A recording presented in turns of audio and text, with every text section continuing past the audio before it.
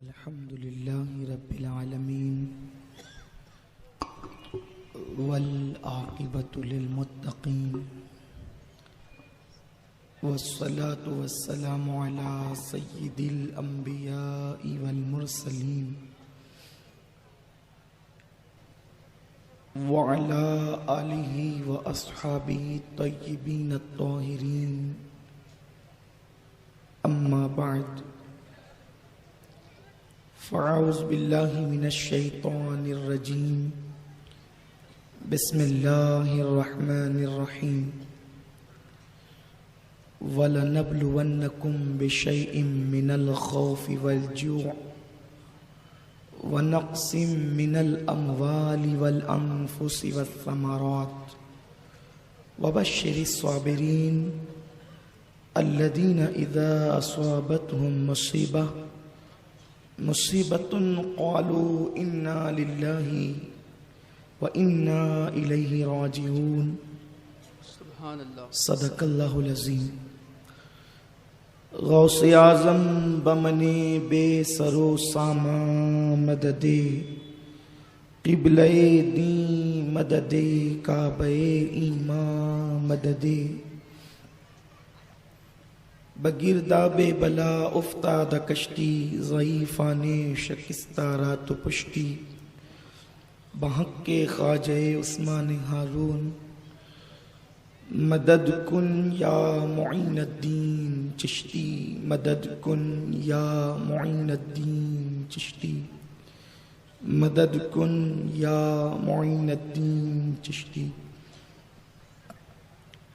معزز و مکرم علماء ذوی الاحترام، سادات کرام، حاضرین محفل، عزت مآب ماؤں اور بہنوں، السلام علیکم ورحمۃ اللہ وبرکاتہ۔ وعلیکم السلام ورحمۃ اللہ وبرکاتہ۔ آئیے ہم اور آپ مل کر انتہائی عقیدت و محبت کے ساتھ اپنے اور ساری کائنات کے مرکز عقیدت انیس بے کساں چار ساز درد منداں ہم غریبوں کے غم گسار مصطفیٰ جان رحمت حضور احمد مجتبی محمد مصطفیٰ ارواحنا فدا صلی اللہ تعالی علیہ وسلم کی بارگاہ بے کس پناہ میں جس طریقے سے میں پڑھا ہوں آپ بھی میرے ساتھ مل کر بآواز بلند پڑھیں۔ الصلاة والسلام علیک یا رسول اللہ، الصلاة والسلام علیک یا رسول اللہ، الصلاة والسلام علیک یا نبی اللہ، الصلاة والسلام علیک یا نبی اللہ، الصلاة والسلام علیک یا حبیب اللہ، الصلاة والسلام علیک یا حبیب اللہ، وعلی آلک و اصحابک یا نور اللہ، وعلی آلک و اصحابک یا نور اللہ، صلی اللہ تعالی علیہ وسلم۔ صلی اللہ تعالی علیہ وسلم۔ آج 9ویں شب ہے، چوتھی نشست۔ بہت تیزی کے ساتھ اب ہمیں اپنے اس ذکر حسین علی جدی علیہ السلام کو آگے کی طرف بڑھانا ہے اور ہمیں چلنا ہے۔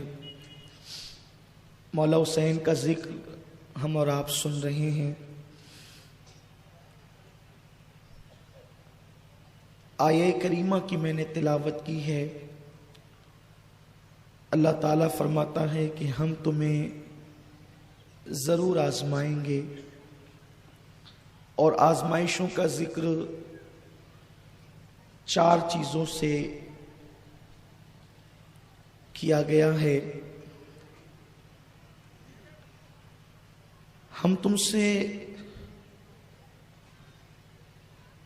دی ہوئی نعمت واپس لیں گے، تمہیں بھوکا رکھیں گے، دشمن کے خوف سے آزمائیں گے، تمہاری اولاد جیسی عظیم نعمت کے معاملے میں تمہیں آزمایا جائے گا۔ اس طرح سے الگ الگ طور پر امتحانات کی شکلیں ہیں۔ لیکن دنیا میں بہت کم بندے ایسے ہیں کہ جن سے ہر قسم کا امتحان لیا گیا. کسی کو بھوکا رکھ کر آزمایا گیا تو اس کو اولاد کا امتحان اس سے نہیں لیا گیا. کسی سے اولاد کا امتحان لیا تو اسے بھوکا نہیں رکھا. کسی پہ دشمن کا غلبہ کیا تو اولاد اور بھوک سے اس کا امتحان نہ لیا. لیکن مولا حسین اس امتحان گاہ میں قدم رکھنے والی شخصیت کا نام ہے کہ امتحانات کی جتنی قسمیں ہو سکتی تھی اللہ تعالیٰ نے سارے امتحان لی. اس کی وجہ یہ ہے کہ جیسی ڈگری دینی ہوتی ہے بے شک امتحان ویسا ہی لینا ہوتا ہے. بے شک کے جی کے بچوں کا امتحان آئی ایس کے امتحان کی طرح تھوڑی ہوتا ہے. لیکن جسے آئی ایس آفیسر بنایا جاتا ہے پھر اس کا امتحان کا انداز بھی جدا ہوتا ہے. تو آئی ایس کی ڈگری کیا حیثیت رکھتی ہے اس ڈگری کے مقابلے میں جسے جنتی جوانوں کا سردار بنانا تھا. سبحان اللہ سبحان اللہ. لوگ یہ تانا نہ دے کہ حضور علیہ السلام کا نواسہ پیدا ہو کر ہی جنتی جوانوں کا سردار بن گیا، بلکہ کربلا میں لا کر کے دکھایا گیا. ذرا امتحان بھی دیکھ لو. اور امتحان تو اس لیے لیا جاتا ہے کہ معلوم نہیں ہوتا کہ ہمارے شاگرد میں صلاحیت کیا ہے. لیکن کبھی کبھی امتحان اس لیے لیا جاتا ہے کہ ہمیں تو پتہ ہے کہ ہمارے شاگرد میں صلاحیت کتنی ہے، لیکن دوسروں کو بتانا ہوتا ہے کہ ہم جسے ڈگری دے رہے ہیں اس کا مرتبہ کیا، اس کا مقام کیا ہے. تو اللہ نے کائنات کو بتانا چاہا کہ دیکھ لو میرے حسین کی شان کیا ہے. اس لیے کہ مولا حسین نے جتنے امتحانات دیے ہیں وہ کسی اور سے آپ تصور بھی نہیں کر سکتے. بے شک جتنا ستائے گئے ہیں آپ کہیں اور اس کا تصور نہیں کر سکتے. بلکہ جو مولا حسین پہ غم کے پہاڑ ٹوٹے ہیں یا جو مصیبتوں کی گھٹائیں چھائی ہے، اگر وہ ہمالیہ پر بھی ڈال دیا جاتا تو ہمالیہ بھی ریزہ ریزہ ہو جاتا. یہ حسین پاک کا جگر ہے کہ حسین ہر غم کا گھونٹ پیتے جا رہے ہیں اور اللہ کا شکر ادا کرتے جا رہے ہیں. کبھی لوگ یہ بھی کہتے ہیں کہ اللہ نے قرآن میں فرمایا وَمَا أَصَابَكُم مِّن مُّصِيبَةٍ فَبِمَا كَسَبَتْ أَيْدِيكُمْ، کہ تم پر جو بھی مصیبت آتی وہ تمہارے ہاتھ کی کمائی ہے. کچھ لوگوں نے کربلا کے باب میں یہ بھی لکھا کہ حسین پر جو مصیبت تھی معاذ اللہ استغفر اللہ، یہ ان کی اپنی غلطیوں کا خمیازہ تھا. ہم ایسے لوگوں پر تو ہزار بار کروڑوں بار لعنت کرتے بے ہیں، شک اس لیے کہ اگر ہر ایک کی مصیبت کو ایدیکم کے زمرے میں لے کر کے آؤ گے تو پھر وَلَنَبْلُوَنَّكُمْ کا مطلب کیا ہے؟ تب یہ کیسے جانا جائے کہ یہ اللہ کی طرف سے کسی گناہ کی سزا ہے یا امتحان ہے؟ دونوں چیزیں قرآن میں ذکر کی گئی کہ ہم تمہیں آزمائیں گے، اور ایک جگہ فرمایا کہ تمہیں جو مصیبت آتی وہ تمہارے گناہوں کی سزا ہے. تو گناہ کی سزا یا اللہ کا امتحان ہے، اسے مانا کیسے جائے، کیسے جانچا جائے؟ تو مفسرین نے فرما دیا کہ جس مصیبت میں تم اللہ سے دور ہو جاؤ وہ اللہ کی طرف سے عذاب ہے، اور جو مصیبت تمہیں اللہ کے قریب کر دے وہ اللہ کی طرف سے امتحان ہے. اب دیکھو مصیبتوں نے حسین کو اللہ سے دور کیا یا قریب کیا. نادان کو اتنا بھی قریب ہو سکتا ہے کہ سارے زخم سے چور ہو کر کے جب سر سجدے میں رکھتا ہے تو جام شہادت نوش کرتا ہے. اس سے بڑا ثبوت کیا ہے کہ حسین امتحان دے رہے تھے. اور پھر وہ مولا حسین جسے مدینہ منورہ چھڑوایا جا رہا ہے، مکہ المکرمہ چھڑوایا جا رہا ہے، اس حسین پاک کی عظمت کیا ہے؟ بس ایک بات عرض کر کے اپنی گفتگو کو کل کی گفتگو سے جوڑ دیں گے. جو یزید پلید اتنا ظلم کر رہا ہے، کیا اسے معلوم نہ تھا کہ حسین کون ہے؟ کیا اس کی آنکھوں سے چھپا ہوا تھا کہ مولا حسین کون ہے؟ آئیے مولا حسین کی عظمت صحابہ کے درمیان کیا تھی۔ امام ذہبی رحمت اللہ تعالی علیہ لکھتے ہیں، یہ ذہبی محدث بھی ہیں، مورخ بھی ہیں، بڑے مرتبے ہیں ان کے۔ وہ لکھتے ہیں کہ مولا حسین کا عالم شباب تھا، عین جوانی کے دن تھے۔ مدینہ منورہ کے ایک محلے میں میت ہو گئی تو میت پر اہل مدینہ کی یہ تمنا ہوئی کہ جنازے کی نماز، چونکہ اب نبی تو ظاہری طور پہ وصال کر چکے ہیں، تو ہمارے خاندان کے فرد کی نماز جنازہ آل نبی پڑھائیں گے، اولاد رسول پڑھائیں گے۔ تو انہوں نے مولا حسین کو مدعو کیا کہ ہمارے خاندان میں میت ہو گئی، لہٰذا آپ تشریف لائیں، اور دنیا سے جانے والا حضور کا صحابی ہیں، اگر آپ آ کر ان کے جنازے پہ نماز پڑھ دیں تو آل نبی کی آمد ہم یہ سمجھیں گے کہ نبی کی آمد ہو گئی۔ مولا حسین جنازے میں تشریف لے گئے۔ جب جنازے میں گئے تو آپ نے جنازے کے دور اپنی نالین اور اپنی جوتیاں اتار دی، اور اپنی جوتیاں اتارنے کے بعد آپ جنازے کے قریب کھڑے ہوئے، آپ نے نماز جنازہ پڑھائی، اور جب نماز جنازہ پڑھا لی تو آپ لوگ اچھی طرح سے جانتے ہیں کہ اگر جوتیاں اتار کر کے آدمی مٹی پر چلے تو اس کے تلووں میں مٹی تو لگے گی۔ مولا حسین گئے تو پیروں میں مٹی لگی، واپس ہوئے تو پیروں میں مٹی لگی، اور آپ جب اپنے نالین کی طرف، اپنی جوتیوں کی طرف بڑھنے لگے تو صف کے اندر کمبل اوڑے ہوئے ایک بوڑھا تھا جس کی سفید داڑھی تھی، لیکن اس نے سر سے لے کر کے اپنے پورے بدن پر ایک کمبل اوڑھ رکھا تھا۔ غالباً وہ دن سردی کے دن رہے ہوں گے، تو اس وجہ سے اس بوڑھے کو کوئی پہچان نہیں سکتا تھا۔ مولا حسین جنازہ پڑھا کر تیزی سے اپنے نالین کی طرف بڑھے تو وہ پیچھے جو بوڑھا کھڑا تھا نماز جنازہ، جس نے مولا حسین کے پیچھے پڑھی تھی، تو وہ اپنی پوری طاقت بڑھاپے کی یکجا کرتا ہے اور مولا حسین کے پیچھے سے دوڑ کر کے آتا ہے اور ان کے آگے چلا جاتا ہے، اور آگے جانے کے بعد مولا حسین کی جوتیاں سیدھی کرتا ہے، نالین سیدھی کرتا ہے، اپنی سفید داڑھی کی پرواہ کیے بغیر، اپنی عمر کی پرواہ کیے بغیر ایک جوان کی جوتیاں سیدھی کرتا ہے، اور سیدھی کرنے کے بعد کیا دیکھا کہ مولا حسین کے تلووں میں مٹی لگی ہے، تو اس نے اپنے امامے کا شملہ لیا۔ امامے کا یہ حصہ شملہ کہلاتا ہے، جسے لوگ شملہ بھی کہتے ہیں۔ شملہ لیا اور مولا حسین کے پیروں کو اٹھا کر تلوے کی مٹی اپنے امامے کے شملے سے صاف کرنی شروع کی۔ لوگ حیران تھے، آخر یہ مقدس بوڑھا کون ہے کہ جو اپنی امامے کے شملے سے شہزادہ رسول حسین ابن علی کے تلووں کی مٹی کو صاف کرتا ہے۔ جب لوگوں نے رشک بھری نگاہوں سے اس بوڑھے کے چہرے کی طرف جھانکا تو وہ کوئی معمولی بوڑھا نہیں تھا، وہ حضرت ابو ہریرہ تھے جو اپنے امامے سے حسین کے تلووں کی مٹی کو صاف کر رہے تھے۔ یہ مولا حسین کی شان ہے، یہ مقام ہے مولا حسین کا۔ یزید پلید کی حیثیت کیا ہے؟ جنہوں نے رسول اللہ سے براہ راست علم حاصل کیا، جو صحابیت کے درجے پہ فائز تھے، وہ امامہ کے شملے کی پرواہ کی، وہ جانتے تھے یہ ہمارا تاج ہے، یہ فرشتوں کا تاج ہے، لیکن یہ تو حسین کا تلوہ ہے۔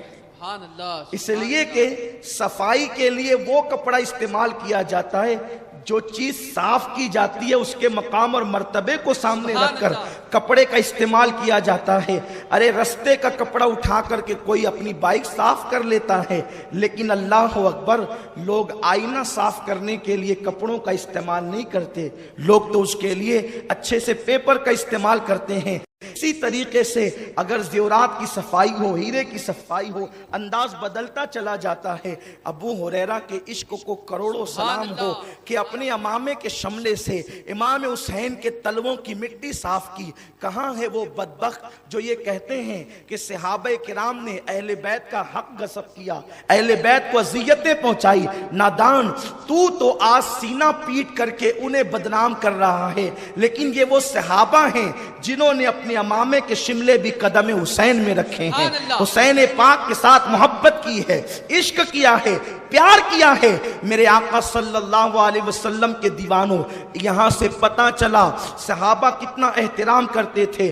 علم اتنا ابو ہریرہ کے پاس، تقوی اتنا ابو ہریرہ کے پاس، سب سے زیادہ روایتیں حضرت ابو ہریرہ کی ملتی ہیں ہمیں، لیکن کس طرح انہوں نے احترام کر کے بتایا کہ مولا حسین کا اتنا احترام کرتے ہیں تو حسین کے نانا کا کتنا احترام کرتے ہوں گے، آقا کریم سے کتنی محبت کرتے ہوں گے۔ وہ حسین پاک ہے جن کو صحابہ کرام نے اس شان سے خراج پیش کیا، جھک جھک کر کے سلام کیا، لیکن اللہ کی آزمائش، اللہ کی طرف سے امتحان کہ اللہ تبارک و تعالیٰ نے مولا حسین کو آزمایا تاکہ دنیا دیکھ لے کہ میرے حسین کی عظمتیں کیا ہے۔ مولا حسین یزید کے ہاتھ میں ہاتھ نہیں دیتے، اس کی بیعت نہیں کرتے، اس کے لیے آپ مدینۃ الرسول چھوڑ دیتے ہیں۔ مکے والوں کو پتا چلا کہ مولا حسین مدینہ شریف چھوڑ کر مکۃ المکرمہ تشریف لا رہے ہیں، تو مکے میں ایک خوشی کا سما بندھ گیا، اس لیے کہ آقا کریم صلی اللہ علیہ وسلم نے جب مکے سے ہجرت کی تھی تو مدینے میں سما تھا خوشیوں کا۔ اب وارث رسول، وارث پیمبر، اس وقت روئے زمین پر جو مولا حسین کا ظاہری دور ہے، مولا حسین سے افضل روئے زمین پر کوئی نہیں تھا، کیونکہ وہ تنہا نواس رسول تھے۔ جب وہ مکۃ المکرمہ آنے والے تھے تو خوشیوں کا ایک سما بن گیا۔ اہل مکہ نے باہر نکل کر ان کا استقبال کیا، اور اس کے بعد حرم کا مصلی یہ کہہ کر مولا حسین کو سونپ دیا، جس کی امانت ہے اب وہ سنبھال لے۔ مولا حسین نمازیں پڑھاتے۔ اتفاق کی بات یہ کہ جب مولا حسین مکۃ المکرمہ پہنچے، لوگ حج کی تیاریوں کی شروعات کر رہے تھے، کیونکہ آج کی طرح ایسا نہیں ہوتا تھا کہ لوگ ذی القعدہ میں پہنچ رہے ہیں، ذی الحجہ میں پہنچ رہے ہیں۔ اس دور میں لوگ بہت پہلے سے حج کے لیے اپنے گھروں سے نکلتے تھے۔ وہاں ایک عجیب سا سما بندھا ہوا ہے، مکے والے خوش ہیں، لیکن جب مولا حسین مکۃ المکرمہ میں آئے تو حضرت ابن عباس کہتے ہیں حسین اب تمہیں مکۃ المکرمہ میں ہی رہنا ہے، یہاں سے تم کہیں نہ جاؤ، انتظار کرو اللہ تبارک و تعالیٰ کی مرضی کیا ہے۔ مولا حسین نے بھی یہی فرمایا کہ میری طبیعت یہی ہے کہ اب میں مکۃ المکرمہ میں ہی رہوں گا، نہ میں کسی کو اپنی بیعت کی طرف دعوت دوں گا اور نہ میں کوئی قدم اٹھاؤں گا، اس لیے کہ حضرت امیر معاویہ کا وصال ہو چکا ہے اور یزید پلید ان کی جگہ پر خود ساختہ بادشاہ بن بیٹھا ہے۔ یہ بات پچھلی نشستوں میں گزر چکی کہ یزید کتنا بدترین انسان تھا۔ بس یزید کے بدترین ہونے کے لیے ایک ہی حدیث کافی ہے۔ میرے آقا صلی اللہ علیہ وسلم نے فرمایا کہ میں نے خواب میں دیکھا کہ میرے منبر پر جو ہے وہ بندر ناچ رہے ہیں، میں نے اپنے منبر پر بندروں کو ناچتے دیکھا، اور اس خواب کی تشریح جب آقا کریم صلی اللہ علیہ وسلم سے پوچھی گئی تو میرے آقا صلی اللہ علیہ وسلم فرماتے ہیں اس سے مراد بنو امیہ اور بنو ثقیف کے لڑکے ہیں جو میرے منبر کی بے حرمتی اور پامالی کریں گے، او کما قال رسول اللہ صلی اللہ علیہ وسلم۔ یہ حالات ہیں، آقا کریم نے بتا دیا، حضور غیب دا نبی ہے، سرکار ابد قرار صلی اللہ علیہ وسلم نے ساری چیزیں پیش فرمائی۔ آقا علیہ السلام کو نام یزید سے اتنی نفرت تھی اس لیے کہ کوئی یزید کا لاکھ خطبہ پڑھے، ابھی یزید پیدا بھی نہیں ہوا، نام یزید سے آقا کو کتنی نفرت تھی کہ حضور علیہ السلام نے اپنے گدھے کا نام تک یزید رکھنا گوارا نہیں کیا۔ اٹھا کر کے دیکھیں آپ حدیث کی کتابیں، اٹھا کر کے دیکھیں آپ حدیث کی کتابیں کہ ایک گدھا اللہ کے رسول صلی اللہ علیہ وسلم کو تحفے میں پیش کیا گیا، وہ گدھا پیش کیا گیا آقا علیہ السلام کو، اور جب وہ گدھا حضور علیہ السلام کی بارگاہ میں پیش ہوا تو آقا کریم سے اس نے عرض کیا یا رسول اللہ اب میرے سوا میری نسل میں کوئی نہیں بچا اور روئے زمین پر پیغمبر اعظم آپ کے سوا اور کوئی نبی نہیں، اور میری اوپر کی پشتوں میں ایسے خوش نصیب لوگ ہیں کہ جن کی پیٹھ پر نبیوں نے سواری کی ہے۔ آقا نے فرمایا تیرا نام کیا ہے؟ حضور سید عالم صلی اللہ علیہ وسلم کی عادت کریمہ تھی، جب بھی کسی سے پہلی ملاقات ہوتی تو اس کا نام پوچھتے۔ آقا کریم نے فرمایا او گدھے تیرا نام کیا ہے؟ تو اس گدھے نے کہا حضور میرا نام یزید ہے۔ اٹھا کر کے دیکھے تفسیر علم نشرہ امام المتکلمین، علامہ رازی کی تفسیر اٹھا کر کے دیکھیں، اسی طرح الخصائص الکبریٰ اٹھا کر کے دیکھیں، حجت البالغہ اٹھا کر کے دیکھیں۔ جب اس گدھے نے کہا یا رسول اللہ میرا نام یزید ہے، آقا نے فرمایا تیرا نام یزید نہیں ہے، تیرا نام یافور ہے۔ آقا نے اس کا نام یافور رکھ دیا۔ اب بتا ابھی تو یزید پیدا بھی نہیں ہوا، غیب دان نبی کو یہ بھی گوارا نہیں کہ جو گدھا میرا وفادار ہے اس کا نام بھی یزید ہو جائے، اس لیے کہ جہاں یزیدیت ہوگی وہاں وفاداری کبھی نہیں ہو سکتی۔ یہ آقا کریم صلی اللہ علیہ وسلم نے ذہن دیا، مزاج عطا فرمایا ہے۔ حضور نے گدھے کا نام بھی بدل دیا۔ جن حضرات کو یزید سے محبت ہے وہ پھر محفل شہداء اسلام کیوں رکھتے ہیں؟ اگر وہ لوگ رکھنا چاہیں تو محفل یزید رکھ کر کے دیکھیں، پھر ہم بھی دیکھیں گے کہ تمہاری محفلوں میں کتنے یزیدی آتے ہیں، ہم بھی دیکھیں گے، ہم بھی آزمائیں گے۔ تم دھوکہ دے رہے ہو اس لیے کہ نام شہداء کا رکھتے ہو اور بات یزید کی کرتے ہو۔ خدا کے لیے یہ منافقت نہ کرو۔ اگر ہمت ہے تو جیسے ہم اپنے سینے کو تان کر کہتے ہیں ہم حسینی ہیں، کبھی اعلان تو کرو کہ ہم یزیدی ہیں۔ سبحان اللہ، نعرہ تکبیر، نعرہ رسالت، نعرہ رسالت، ذکر تاجدار کربلا۔ سبحان اللہ، سبحان اور ہمارا اعلان ڈھکا چھپا نہیں ہے۔ اللہ کی عزت کی قسم قیامت میں اللہ پوچھے گا کیا لایا ہے، نسبت حسینی پیش کر دیں گے، وہاں بھی کہیں گے ہم حسینی۔ سبحان اللہ، سبحان اللہ، سبحان اللہ، ہم ڈھکے چھپے مسلک والے لوگ نہیں۔ سبحان اللہ۔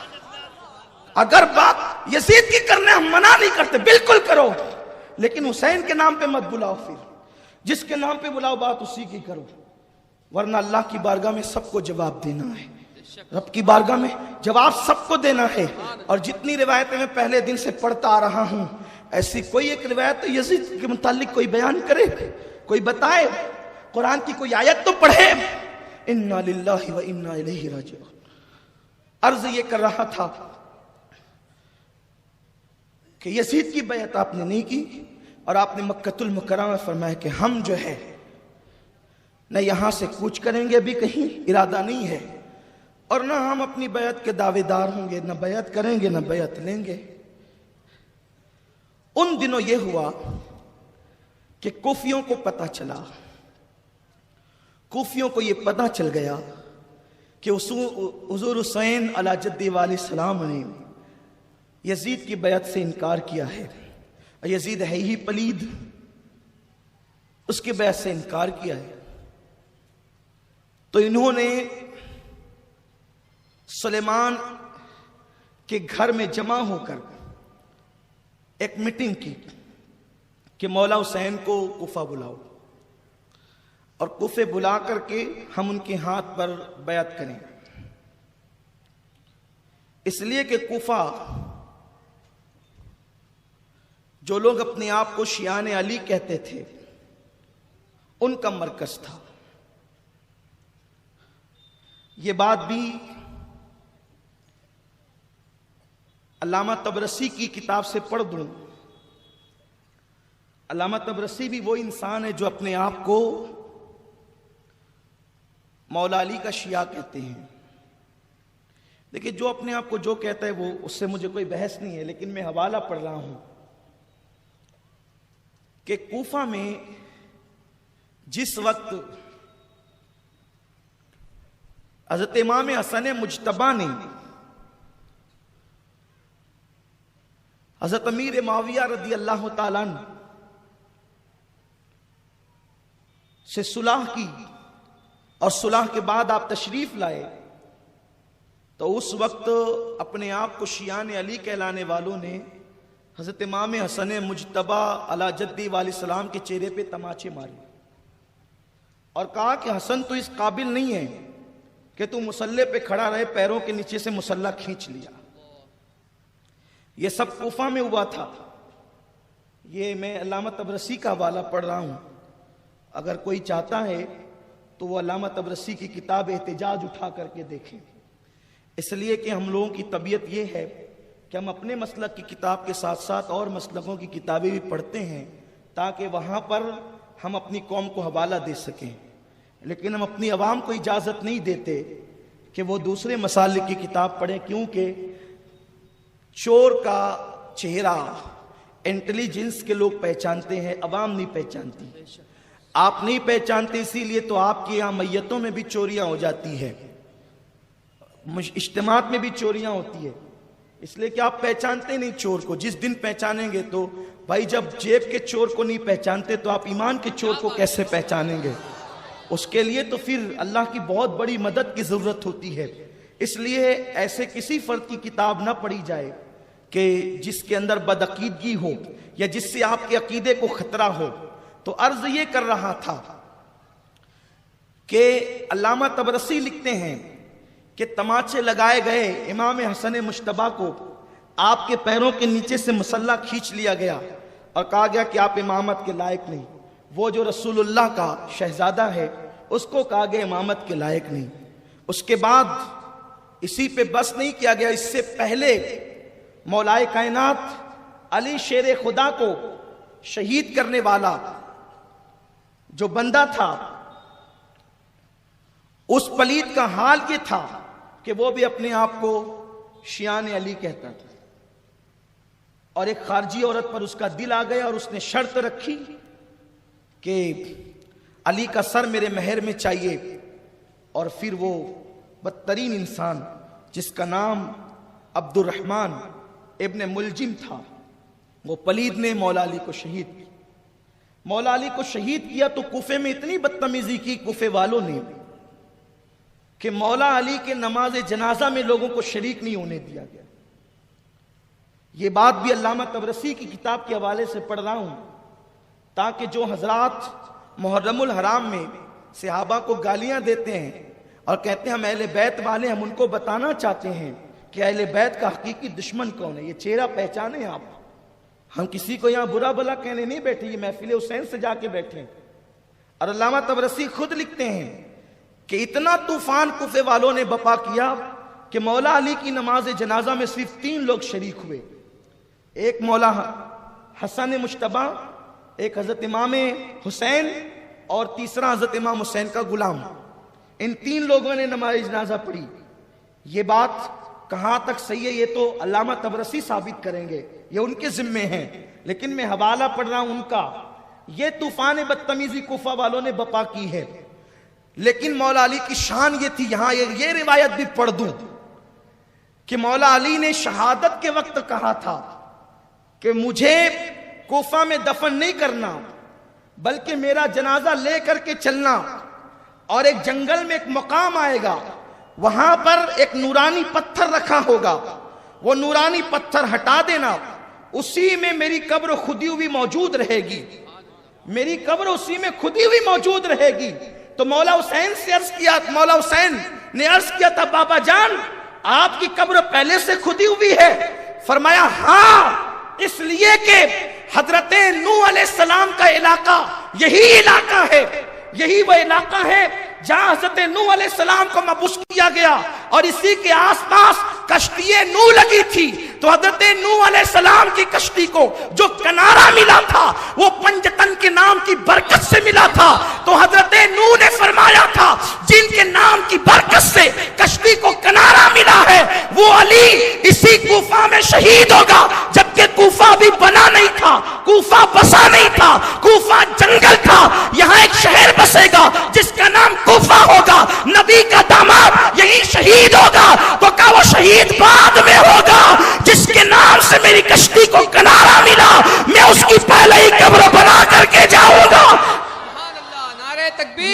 یہ حسین کے بابا کی شان ہے، سبحان اللہ سبحان اللہ مولا علی کی شان ہے۔ سبحان اللہ اولو العزم پیغمبر جس کی قبر کھودتا ہو سبحان اللہ حسین کا بابا ہے۔ تو کوفہ والوں نے مولا علی پہ ظلم کیا، مولا حسن مجتبیٰ پہ ظلم کیا، یہ سب چیزیں بالکل واضح تھیں، اور سب یہی کہہ رہے تھے حسین اب تمہیں کوفہ والے ہی بلائیں گے، وہی بدماش کوفی لا یوفی، وہی بلائیں گے، وہی تمہارے ساتھ بلا کر کے بدتمیزیاں بھی کریں گے۔ وہ آپ کے بھائی کے ساتھ بھی کر چکے ہیں، آپ کے والد کے ساتھ بھی کر چکے ہیں، اور وہ لوگ آپ کے ساتھ بھی کریں گے۔ مولا حسین نے فرمایا کہ میرا تو ارادہ ہے نہیں یہاں سے جانے کا، لیکن کوفے والوں نے جو بہت محتاط روایت ہے، اس لیے کہ روایتوں میں ہم کوشش کرتے ہیں کہ جو بہت محتاط سے محتاط تر روایت ہو وہ پیش کریں۔ بعض لوگوں نے کہا کہ انہوں نے 40,000 خط لکھے، بعض لوگوں نے کہا انہوں نے 70,000 خط لکھے، بعض لوگوں نے کہا انہوں نے 1200 خط لکھے، لیکن بہت اخیر کا قول ہے، اس سے کم کسی نے بیان نہیں کیا کہ انہوں نے 150 خط لکھے۔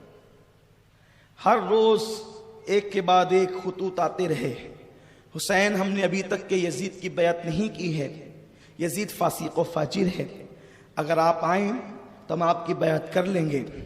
مولا حسین ان کے خط پڑھتے رہے، کوئی جواب نہیں دیتے تھے، کیونکہ کوفیوں سے بہت مرتبہ سابقہ پڑ چکا تھا کہ وہ لوگ بڑے بے وفا ہیں، بڑی بے وفائی ہے ان کے اندر۔ مولا حسین نے ان کو کوئی جواب نہ دیا، لیکن ایک خط جو آخری میں آیا ہے، اس خط کا مضمون تاریخ میں یوں آتا ہے کہ یہ لکھا تھا حسین تمہیں اپنے نانا کی شریعت پیاری نہیں؟ ٹھیک ہے، اگر آپ کو مکے کی راحتوں سے نکل کر کوفہ آنا گوارا نہیں تو ایک کام کرتے ہیں، اب ہم یزید کے ہاتھ پر بیعت کر لیتے ہیں۔ جب قیامت کے دن اللہ پوچھے گا کہ تم نے ایک بدترین فاسق و فاجر، زانی، شرابی، مجرے سننے والا، بندر نچانے والا، اس کے ہاتھ پر بیعت کیوں کی، تو ہم اللہ سے عرض کریں گے مولا تیرے نبی کے نواسے کو تیرے دین سے زیادہ اپنی جان پیاری تھی، سفر کی صحبتیں وہ برداشت نہیں کر سکتے تھے۔ مولا حسین نے وہ خط پڑھا، لرز گئے، اس لیے کہ ان کی تربیت رسول اللہ نے کی تھی، جو اللہ کا جتنا قریبی ہوتا ہے اس کے دل میں اللہ کا خوف اتنا زیادہ ہوتا ہے۔ مولا حسین نے کوفہ جانے کی تیاری شروع کر دی۔ جیسے ہی صحابہ کو پتہ چلا، وہ جو اس وقت کے اکابر تھے جیسے عبد الرحمن ابن ابو بکر، حضرت عبداللہ ابن زبیر، عبداللہ ابن عمر، عبداللہ ابن عباس، ان لوگوں کو پتہ چلا تو ان لوگوں نے کہا حسین آپ ایسا نہ کریں، روئے زمین پر اس وقت تم سے بڑھ کر فضیلت والا، عظمت والا، بزرگی والا کوئی نہیں ہے، آپ نہ جائیں۔ کوفے والوں نے ہمیشہ بدتمیزی کی ہے، دھوکہ دیا ہے، اور اب وہ تمہیں بلا رہے ہیں اور وہ ضرور تمہیں دھوکہ دیں گے۔ مولا حسین نے کہا یہ خط دیکھو، یہ خط دیکھو، اس میں کیا لکھا ہے، اب بھی کوئی راستہ بچتا ہے کہ میں یہاں رکوں؟ اس وقت انہوں نے مشورہ دیا اگر آپ جانا ہی چاہتے ہیں تو ایک کام کریں، پہلے آپ اپنا کسی کو نائب بنا کر کے بھیجیں، اگر وہ وہاں سے اچھی رپورٹ دیں شوق سے جائیں۔ حضرت ابن عباس کہتے ہیں حسین اب تو مجھے وہ دن نظر آتے ہیں جس کی خبر اللہ کے رسول نے دی تھی کہ میرا حسین وادی طف میں شہید کر دیا جائے گا، میدان کربلا میں شہید کیا جائے گا۔ حسین مجھے وہی دن نظر آتے ہیں، خبردار تم نہ جانا۔ اللہ اکبر۔ مولا حسین کو یہ رائے بڑی پسند آئی اور انہوں نے اپنے بھائی چچا کے بیٹے جناب مسلم ابن عقیل کو بھیجنے کا فیصلہ کیا۔ مولا حسین کے فیصلے پر حضرت مسلم ابن عقیل، چونکہ مولا علی کے جو بھائی تھے حضرت عقیل، حضرت جعفر، یہ مولا کائنات کے بھائیوں میں تھے، تو حضرت مولا کائنات کے بھائی حضرت عقیل کے بیٹے مسلم ابن عقیل مکۃ المکرمہ سے کوفہ جانے کے لیے تیار ہوئے۔ جب آپ تیار ہوئے تو آپ کے دو بیٹے، جو ایک کی عمر 8 سال تھی، دوسرے کی عمر 6 سال تھی، دونوں بچوں نے کہا ابا جان ہم بھی چلیں گے، اور حضرت مسلم ابن عقیل نے بچوں کی شفقت اور محبت میں انہیں ساتھ لیا، اور المختصر یہ کہ آپ کوفہ پہنچے۔ جب مسلم ابن عقیل مولا حسین کے نمائندے بن کر کوفہ پہنچے تو اس وقت ایک دن میں 12,000 لوگوں نے حضرت مسلم ابن عقیل کے ہاتھ پر مولا حسین کے نام سے بیعت کی۔ اس وقت کوفہ کے گورنر صحابی رسول حضرت نعمان بن بشیر رضی اللہ تعالیٰ عنہ تھے۔ حضرت نعمان نے دیکھا لوگ جوک در جوک جو ہے مسلم ابن عقیل کے ہاتھ پہ بیعت کرتے ہیں۔ آپ مسجد میں گئے، مسجد میں جانے کے بعد منبر پہ چڑھے، بھائی دیکھو ایسا مت کرو، کیونکہ یزید کو پتا چلے گا وہ سختی کرے گا، مسائل پیدا کرے گا۔ تو چونکہ کچھ لوگ یزید کے حامی تھے، انہوں نے کہا ایسی تقریر سے کوئی فائدہ نہیں ہوگا، آپ کوئی کاروائی کریں۔ حضرت نعمان بن بشیر نے کہا کیا میں نبی کی اولاد پہ کاروائی کروں؟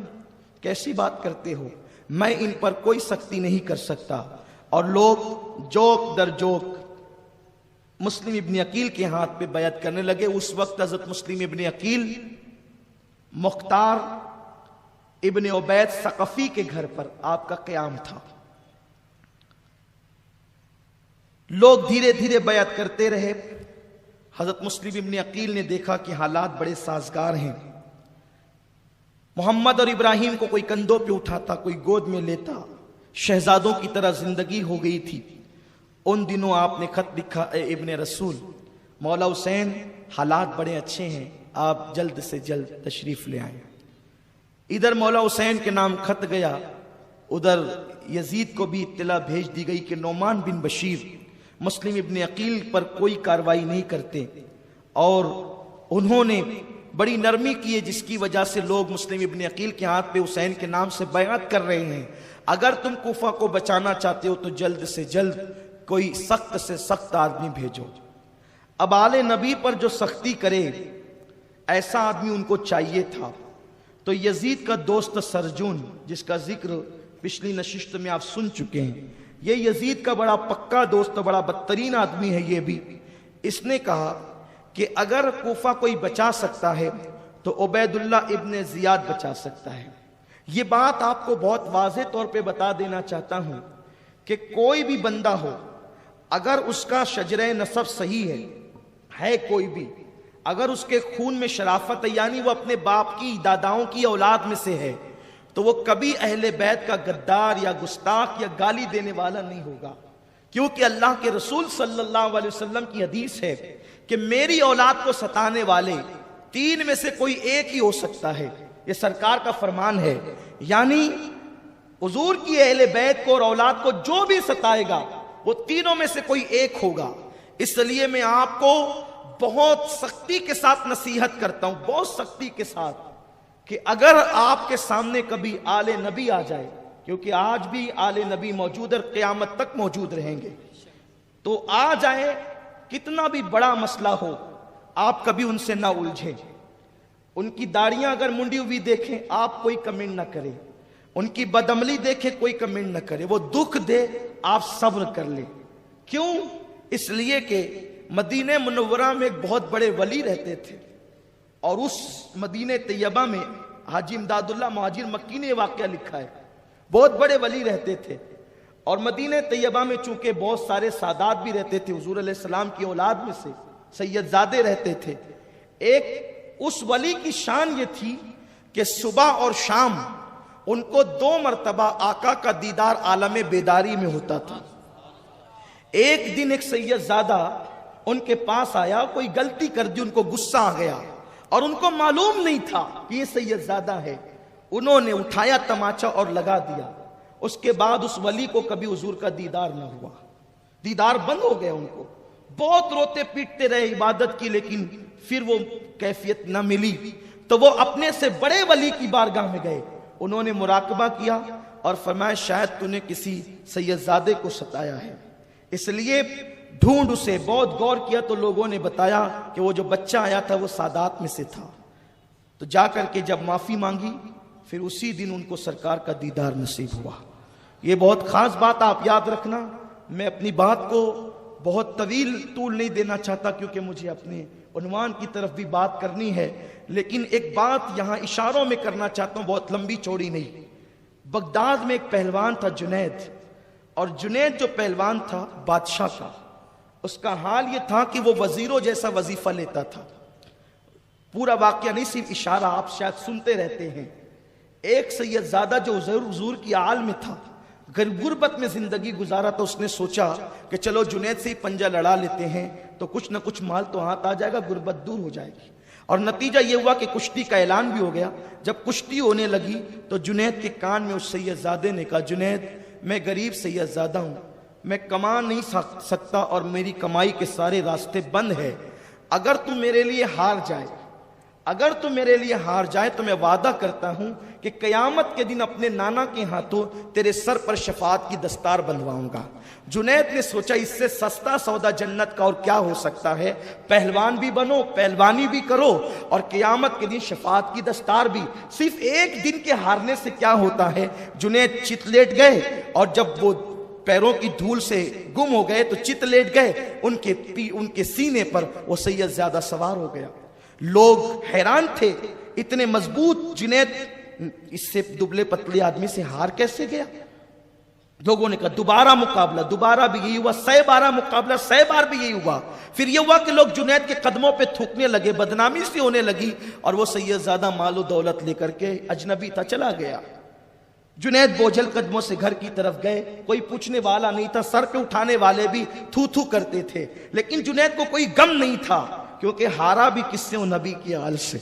وہاں تو مقابلہ ہی نہیں ہوتا، ہارا بھی کس سے، نبی کی آل سے۔ روتے روتے گھر پہنچے لیکن غم تھا، کیونکہ جس کو کبھی ہارنے کی عادت نہ ہو اور وہ ہار جائے تو تکلیف تو ہوتی ہے۔ اور پھر جنید گھر گئے ہیں، رات کو رو رہے ہیں کہ یہی بغداد تھا جو سر پہ اٹھاتا تھا، ایک کشتی کیا ہارا ہوں۔ لوگ تھو تھو کرتے ہیں لیکن اللہ اکبر، جب رات گزری ہے تو کیا دیکھا، آنکھیں بند ہوئی ہے روتے ہوئے اور دل کی آنکھیں بیدار ہو گئی ہے۔ مصطفیٰ جان رحمت تشریف لاتے ہیں خواب میں اور فرمایا جنید میرے بیٹے نے تو قیامت کا وعدہ کیا تھا، ہم اتنی دیر تک کے تجھے منتظر نہیں رکھیں گے، اس نے کہا تھا کہ تیرے سر شفاعت کی دستار بنواؤں گا، شفاعت کی دستار تو اس دن بندے گی، آج میں تیرے سر پہ ولایت کی دستار باندھتا ہوں اور آج سے دنیا تجھے سید الطائفہ کہے گی۔ اللہ اکبر۔ صبح فجر میں دروازہ کھولا، روزانہ جنید بادشاہ کے دربار پر بحیثیت وظیفہ خوار جاتے تھے، لیکن آل رسول سے کیا ہار گئے ہیں کہ وقت کا بادشاہ جنید کے دروازے پر آ کر کے کھڑا ہو گیا۔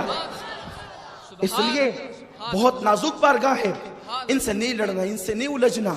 یہ خانقاہ وارث پاک کی، یہ خانقاہ محررہ مطہرہ کی، یہ خانقاہ کچوچھے مقدسہ کی، یہ خانقاہ صابر پاک کلیری کی، جانا تو پھر اس طرح جانا کہ غلاموں کی طرح، پھر وہاں تاجدار بھی ہو تو سر جھکا کے جانا، غریب نواز، یہ سب حضور کی اولاد ہیں اور قیامت تک یہ رہیں گے، قیامت تک رہیں گے سادات، اور جب تک یہ رہیں گے اس وقت تک قیامت نہیں آئے گی۔ تو آقا فرماتے میری اولاد کو ستانے والے 3 میں سے کوئی ایک ہوگا، یا تو وہ منافق ہوگا، دل میں اسلام نہیں زبان پہ کلمہ منافق ہوگا، دوسرا یا تو وہ ایسے دنوں میں آ گیا ماں کے پیٹ میں جن دنوں میں اللہ کے رسول صلی اللہ علیہ وسلم نے اور اللہ نے قانون بنایا کہ اس دن میاں بیوی وظیفہ زوجیت نہیں کر سکتے۔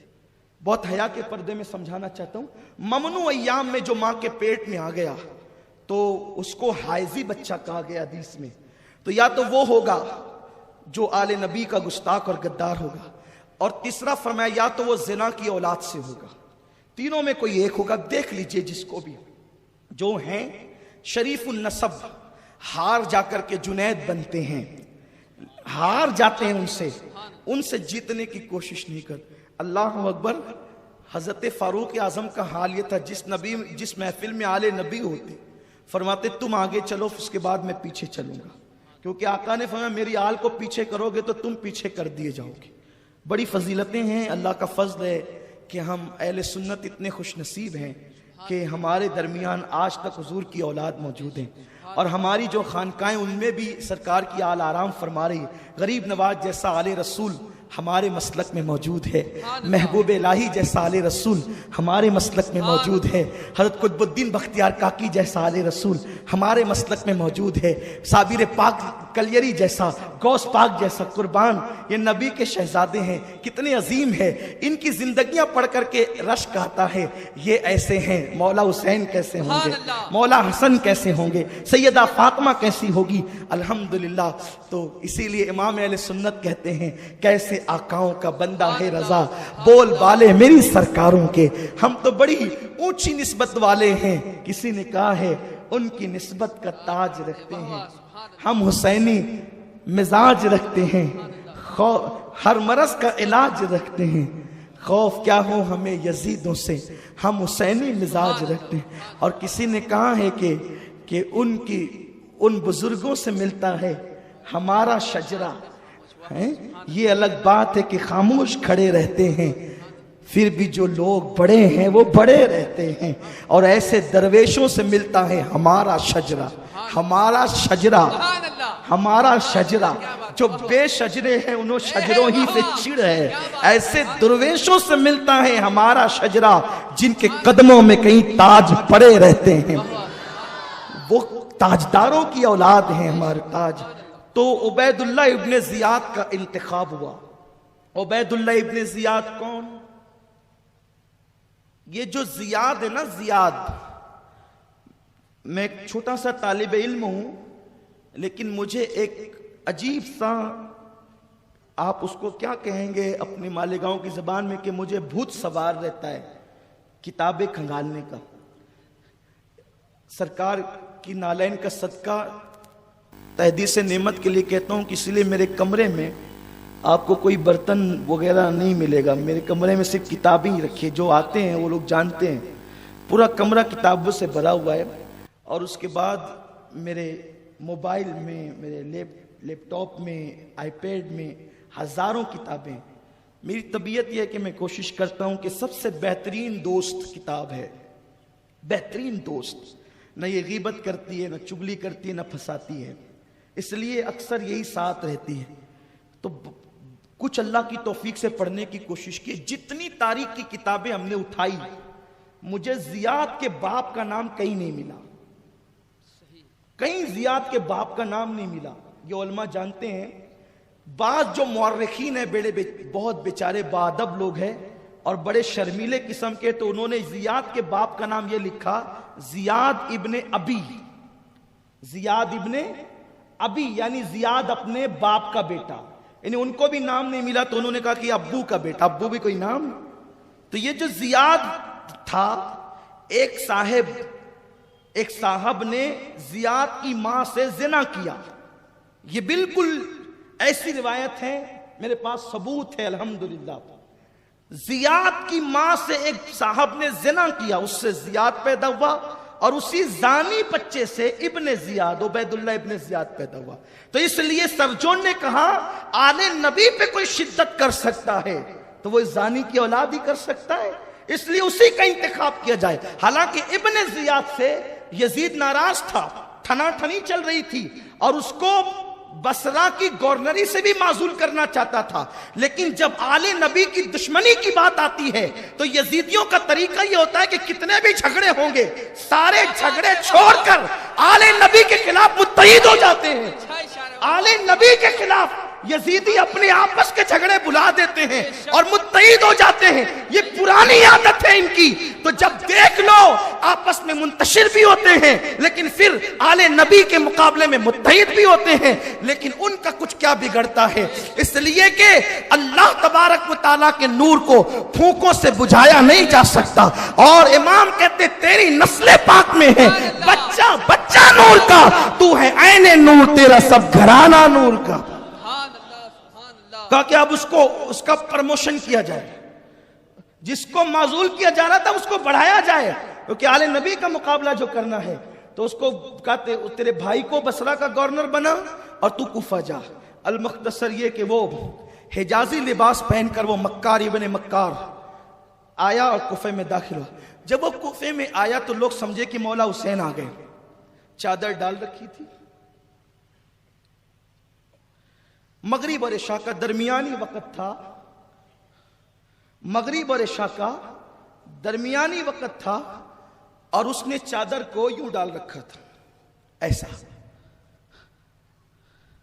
اس طرح سے، یعنی اس طرح سے چادر اوڑھ کر کے دھوکہ ہی دیا جا سکتا ہے قوم کو۔ بے شک صحیح بات ہے، واہ واہ کیا بات ہے، واہ واہ سبحان اللہ، اللہم صلی علی سیدنا سبحان محمد اللہ، وآل بہت اچھا ہے، محمد۔ اس طرح اس نے چادر ڈالی سبحان اللہ اور چادر ڈال کر کے وہ مغرب اور عشاء کے درمیان سبحان اللہ، کوفے میں داخل ہوا تو لوگ کہتے تھے مرحبا یا ابن رسول، مرحبا یا ابن رسول، مرحبا یا ابن رسول، اے رسول کے بیٹے خوشخبری، خوش آمدید، ویلکم۔ لوگ کہتے تھے، وہ سب کو گھورتے جاتا تھا کہ یہ کیا ہو رہا ہے، اور جس کو پتا چلا لوگ بھاگے بھاگے چلے آئے، حسین آ گئے، مولا حسین آ گئے، مولا حسین آ گئے۔ جب سب کو دیکھنے لگا تو جب ایسا لگا کہ بھیڑ بہت ہوگی، چلنا مشکل ہو گیا، تو کسی نے اعلان کیا یہ حسین نہیں ہے، یہ عبید اللہ ابن زیاد امیر آئے ہیں۔ تو لوگ افسوس ملتے ہوئے چلے گئے اور 20-25 لوگ رہ گئے، اور وہ داخل ہو گیا گورنر ہاؤس میں۔ جب وہ گورنر ہاؤس میں داخل ہوا تو اس نے کہا نعمان بن بشیر تم ہٹ جاؤ، تمہیں یزید نے معزول کر دیا۔ اس کے بعد وہ دوسرے دن منبر پہ چڑھا اور کہا خبردار، جس نے بھی مسلم کو پناہ دے رکھی ہے وہ اپنے گھر سے مسلم کو نکال دے یا ہمارے حوالے کر دے بچوں سمیت، ورنہ اس کا انجام بہت برا ہوگا، اور جس نے بیعت کی ہے وہ کنارہ کش ہو جائے، ورنہ بہت سخت سے سخت سزا دی جائے گی۔ کوفی لا یوفی ڈر گئے، ڈرنے کے بعد دھیرے دھیرے چھٹنے لگے، ملنے جلنے سے پرہیز کرنے لگے۔ مختار کے گھر سے نکل کر حضرت امام مسلم حضرت ہانی کے گھر آ گئے۔ یہ ہانی صحابی رسول ہے، حضرت ہانی ان کے گھر آگے، بڑے نیک آدمی تھے یہ۔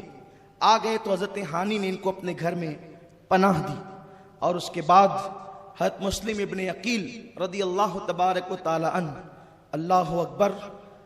پھر یہ کیفیت ہوئی کہ حضرت مسلم کی تلاش ہوئی، اختصار کے ساتھ یہ کہ ایک جاسوس نے جاسوسی کر دی کہ حضرت امام مسلم حضرت ہانی کے گھر میں، حضرت ہانی کے گھر میں تھے اسی وقت، تو آپ نے اپنے بچوں کو، چونکہ پتہ چل گیا تھا کہ تلاش جاری ہے، محمد و ابراہیم کو قاضی شریح کے گھر پہنچا دیا تھا کہ قاضی شریح میرے بچوں کو آپ سنبھالیں، اور تاکہ حضرت ہانی کے گھر میں محفوظ رہوں۔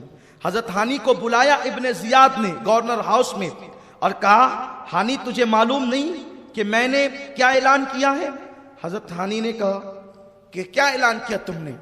کہا کہ میں نے کہا جو مسلم کو پناہ دے گا ہم اسے سخت سزا دیں گے، تمہارے گھر میں مسلم ہے؟ حضرت ہانی نے کہا میرے گھر میں نہیں ہے، اس لیے کہ حضرت ہانی نے حضرت امام مسلم کو ایسی جگہ چھپایا تھا جس گھر میں وہ نہیں رہتے تھے، کہ میرے گھر میں نہیں ہے۔ اس کے بعد جو جاسوس تھا اس کو سامنے کیا تو حضرت ہانی سمجھ گئے کہ جاسوسی ہو گئی۔ پھر آپ نے فرمایا میں نے تو انہیں چھپا رکھا ہے، اگرچہ میرے گھر میں نہیں، لیکن اگر مسلم میرے پیر کے نیچے بھی چھپے ہوں تو بھی میں انہیں تیرے حوالے نہیں کروں گا، کیونکہ وہ حضور کی اولاد ہے، اہل بیت ہے، آل عقیل ہے۔ میں آل نبی کو تیرے حوالے کر دوں؟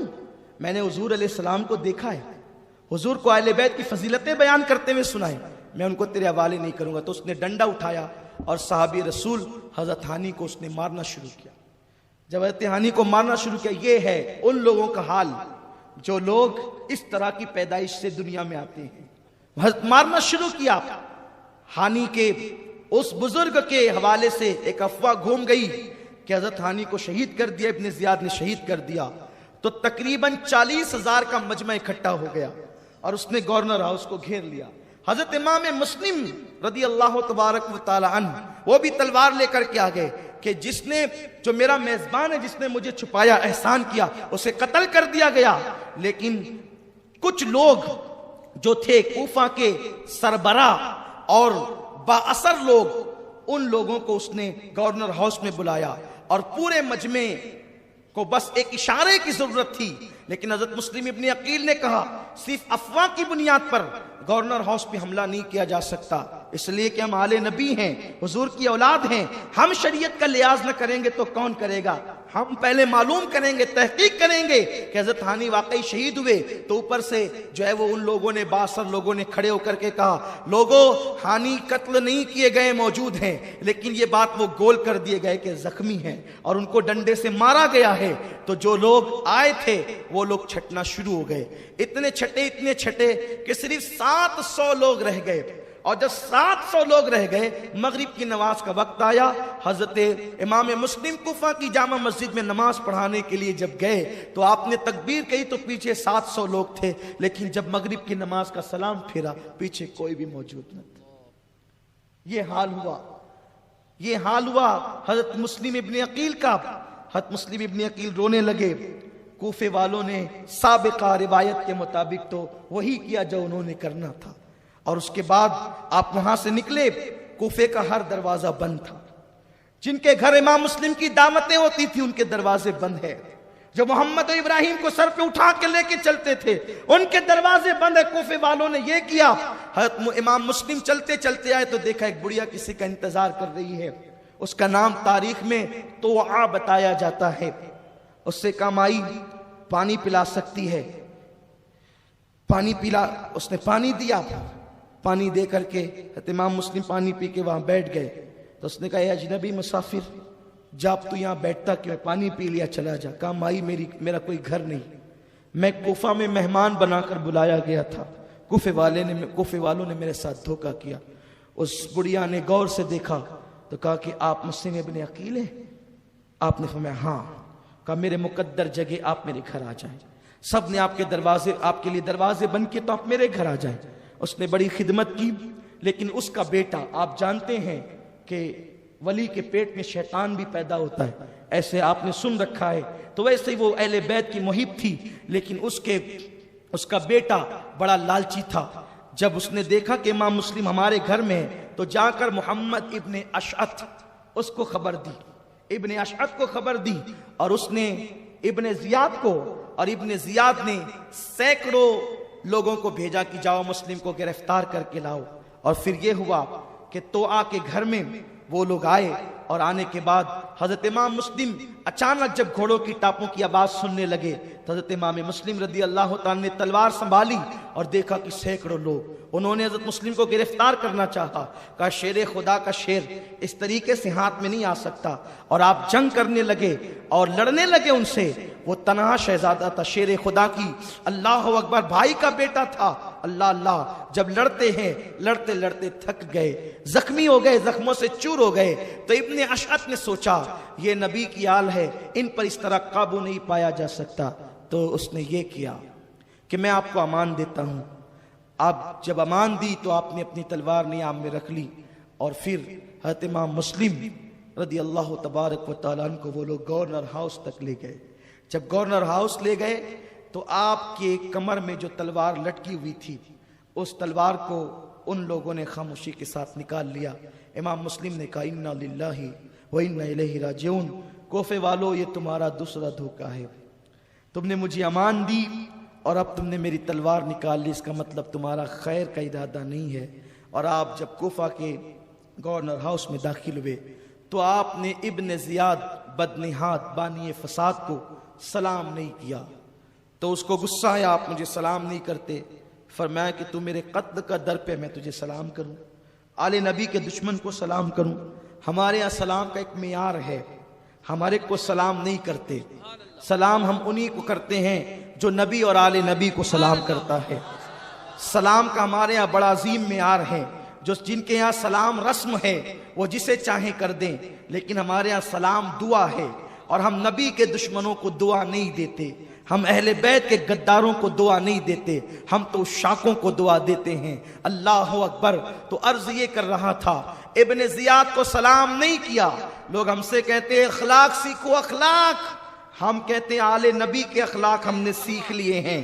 ہم انہی کو سلام کرتے ہیں جو نبی کو سلام کرتے ہیں۔ حسین تم کو زمانہ سلام کہتا ہے، جلال قبہ خضرا سلام کہتا ہے، تمہیں حرم کے مینارے سلام کہتے ہیں، تمہیں قرآن کے پارے سلام کہتے ہیں، خدا گواہ ہے کہ نانا سلام کہتا ہے۔ ہمارے یہاں سلام کا معیار ہے، اللہ پاک قرآن میں بھی سلام بھیجتا ہے تو کن پر؟ اللہ اکبر۔ ارشاد فرماتا ہے سلام قولا من رب الرحیم وامتازوا اليوم ایھا المجرمون۔ اللہ فرماتا ہے ہم سلام نازل کریں گے قیامت کے دن اور کہیں گے مجرموں کو نکالو۔ اللہ بھی سب کو سلام، وہ رحمان ہو کر سب کو سلام نہیں پڑھتا، سب کو سلام نہیں کرتا، وہ چھاٹ چھاٹ کر کے سلام کرے گا۔ سلام ان پر جو نبی کے وفادار، اور مجرموں کو چھاٹ دیا جائے گا۔ اللہ فرماتا ہے سلام علی الیاسین، اے یاسین میرے حبیب تیری اولاد پر سلام۔ اللہ ہم نے کہا سلطان کربلا کو ہمارا سلام ہو۔ یار یہ تو نبی پہ سلام پڑھتے پڑھتے اب کربلا والوں پہ بھی سلام پڑھتے ہیں، یہ کہاں سے لائے؟ ہم نے کہا یہ سلام علی الیاسین سے لائے ہیں۔ سبحان اللہ۔ یاسین کون ہے؟ یہ الیاسین کو بزرگوں نے آل یاسین پڑھا ہے، اور یاسین کون ہے؟ یاسین محمد الرسول اللہ کا نام ہے۔ اسی لیے قرآن جب ان پہ سلام پڑھے تو ہم کیوں نہ پڑھیں؟ ہم کہاں سے کوئی الگ شریعت لائیں گے؟ ہماری شریعت تو وہی ہے جو قرآن مقدس نے ہمیں عطا فرمائی ہے۔ تو آپ نے سلام نہیں کیا، اس نے کہا سلام نہیں کرتے، کہا تو میرا قتل کا در پہ ہے، اہل بیت کا دشمن ہے۔ پھر اس کے بعد کہا کہ آپ نے بغاوت کی اور حسین باغی ہے۔ حضرت امام مسلم نے کہا حسین ابن علی تیرا باپ بھی ان کے قدموں کو نہیں پہنچ سکتا، وہ نواسے رسول ان کی توہین کرتا ہے۔ تو اس نے مزید گالیاں دی جس کا ذکر یہاں نامناسب ہے۔ پھر اس کے بعد اس نے کہا مسلم اب تم تیار ہو جاؤ مرنے کے لیے۔ امام مسلم رونے لگے، کہا آپ جیسے بہادر کو میں روتا ہوا دیکھ رہا ہوں، میں رونا اس پر ہے، جان پر نہیں۔ ایک جان کیا ہے، اللہ اگر کروڑوں جان دیتا تو حسین ابن علی پہ قربان کر دیتا۔ رونا اس پر ہے کہ میں خط لکھ چکا ہوں حسین کو، حسین میرا خط پڑھ کر اعتماد کریں گے کیونکہ وہ مجھ پہ بہت اعتماد کرتے ہیں، اور اپنے اہل و عیال کے ساتھ وہ آئیں گے، اس لیے رونا اس پر ہے کہ کاش وہ نہ آتے۔ اور اس عمر ابن سعد وہاں موجود تھا، کل اس کا تذکرہ ہم تفصیل سے کریں گے، ٹائم ختم ہو رہا ہے۔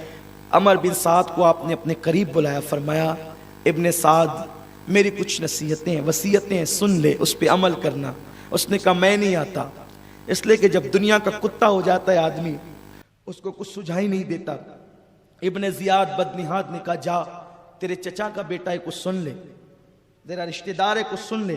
تو اس وقت وہ قریب آیا، آپ نے فرمایا 700 درہم کا میں مقروض ہوں کوفہ میں، تو میرا گھوڑا اور ساز و سامان بیچ کر کے وہ قرض ادا کر دینا، اور میرے بچوں کو مدینہ طیبہ تک پہنچانے کا انتظام کر دینا۔ حسین ابن علی کو اطلاع کر دینا کہ وہ نہ آئیں، اور میرا لاشا لے کر مجھے دفن کر دینا۔ وہ آیا اور اس نے ساری باتیں ابن زیاد کو بتا دی۔ اس نے ہنس کے کہا کہ عجیب ہے، جس کو رازدار بنایا تھا اس نے بھی راز کھول دیے۔ اور پھر کہا مسلم جاؤ اب قتل کا وقت آ گیا۔ ان کے ہاتھ پکڑے گئے اور ان کو گورنر ہاؤس کی چھت پہ لے جایا گیا، اور حضرت امام مسلم کو کوڑے لگائے گئے۔ آپ نے رخ مکہ المکرمہ کی طرف کیا، اے ابن رسول تو میرے حال سے بے خبر نہیں، میرا آخری سلام لے۔ اور آپ نے کہا اللہ محمد اور آل محمد پر برکتیں نازل فرمائے۔ یہ کہتے ہوئے آپ کلمہ پڑھے اور جلاد نے آپ کی گردن اڑا دی۔ گردن اڑانے کے بعد آپ کے لاشے کو گورنر ہاؤس سے نیچے پھینک دیا گیا۔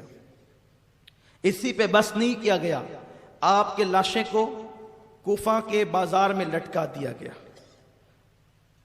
یہ انجام، یہ حالات، اللہ اکبر، یہ معاملات حضرت مسلم ابن عقیل کے ساتھ کیے گئے۔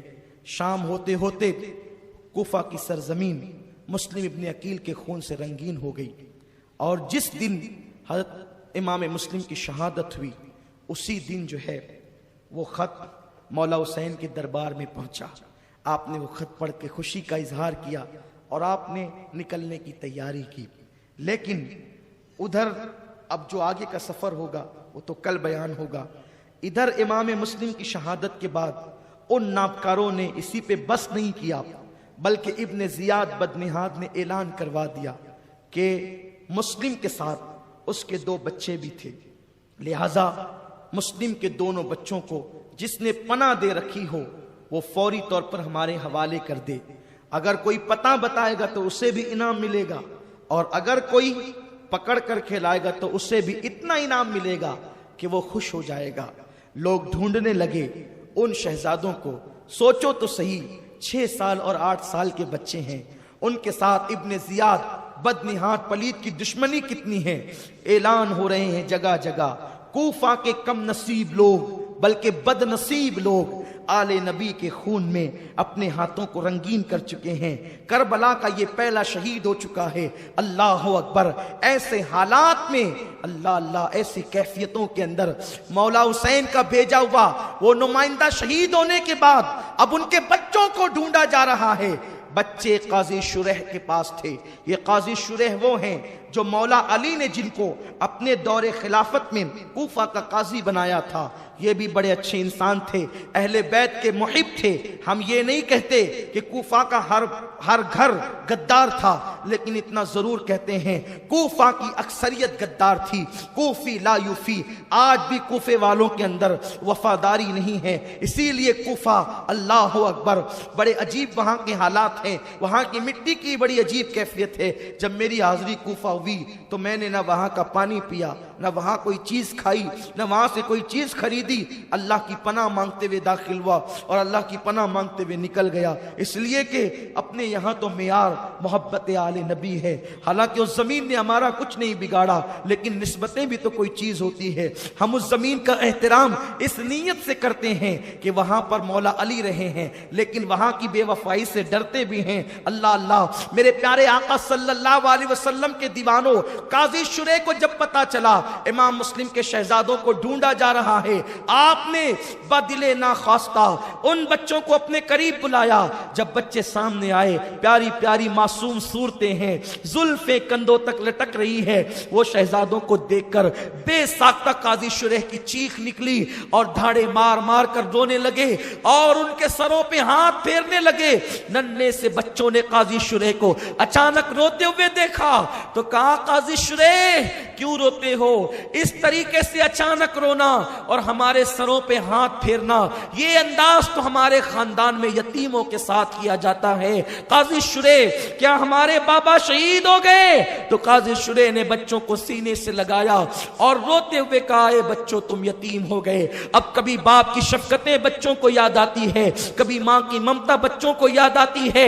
ایسے حالات میں قاضی شریح نے کہا صبر کرو، دشمن دیوار کو کان لگا کے بیٹھے ہیں. بچوں کہیں ایسا نہ ہو انہیں پتہ چل جائے تو وہ تمہیں اٹھا لے جائیں، کیونکہ تمہارے قتل کا اعلان ہو گیا، تمہارے خلاف مخبری کا اعلان ہو گیا. بچوں اب میں اپنے بیٹے کو بھیج رہا ہوں، اس لیے کہ ایک قافلہ قریب ہمارے کوفہ سے گزرنے والا ہے. اس قافلے کے ساتھ ہو جانا اور مدینہ منورہ خیر سے چلے جانا. اپنے بیٹے کو ساتھ کیا اور کہا بیٹے جا اس قافلے کے ساتھ کر دے. بیٹا لے کر کے گیا. قافلہ کوچ کر رہا تھا، اس کی گرد ابھی تک اڑتی ہوئی نظر آ رہی تھی. ایسے عالم کے اندر اللہ اکبر قاضی شریح کے بچے نے بیٹے نے انگلی سے دکھایا وہ دیکھو قافلہ جا رہا ہے. دونوں شہزادے جن کو کبھی چلنے کی عادت نہ تھی، نانا کے مزار تک بھی جاتے تو بابا کی انگلی پکڑ کر کے جاتے. جنہوں نے کبھی زمین پہ چلنا نہ سیکھا تھا، آج وہ بچے دوڑ رہے تھے. دوڑتے دوڑتے تقدیر تدبیر پر ہمیشہ غالب آتی ہے. انسان کی تدبیر تقدیر کے آگے پھیل ہو جاتی ہے، ناکام ہو جاتی ہے. ننھے معصوم بچے دوڑتے رہے. قافلے کی گرد ختم ہو گئی. ایسے عالم کے اندر اللہ اکبر وہ بچے پوری رات دوڑتے رہے. کانٹا چبھتا تو سہم کر کے آپ پکارنے لگتے، پتا کھڑکنے کی آواز آتی، ایک دوسرے سے لپٹ جاتے۔ رات کی تاریکی ہے، داغ یتیمی ہے، جنہوں نے اللہ اکبر پھولوں کی سیج پر زندگیاں گزاری تھی، آج ان کی راہوں میں کانٹے بچھے تھے۔ یتیمی کا داغ الگ تھا، ماں سے دوری الگ تھی، دارالامان مدینہ منورہ کی فرقت الگ تھی۔ ایسے میں دونوں بچے اللہ اکبر ایک جنگل میں کانٹوں سے پیر چھلنی ہو گئے تو بیٹھ گئے۔ ابن زیاد بدنہاد کے لوگ آئے اور ان بچوں کو دیکھا تو کہا کون ہو تم؟ بچوں نے سوچا کہ یتیموں کا حال سن کر کے کسی کو بھی رحم آتا ہے تو کہا ہم مسلم ابن عقیل کے یتیم ہیں۔ انہوں نے جیسے ہی سنا بچوں کے چہروں پہ تماچے لگانے شروع کیے اور خوب مارا بچوں کو، اور پھر ان کی زلفیں پکڑی اور ان کے ہاتھوں کی مشقیں کس دی، ان کے ہاتھوں کو رسیوں سے باندھ دیا۔ وہ شہزادے جن کے پیر بھی فرشتے چومنے میں فخر محسوس کرتے ہوں، دامن نچوڑ دے تو فرشتے وضو کریں، جن کی بات یہ ہو ان کے گھر میں بے اجازت جبرائیل آتے نہیں، ان لوگوں کے ہاتھوں کو پیروں کو باندھ دیا گیا اور زلفیں پکڑ کر کے گھسیٹنے لگے۔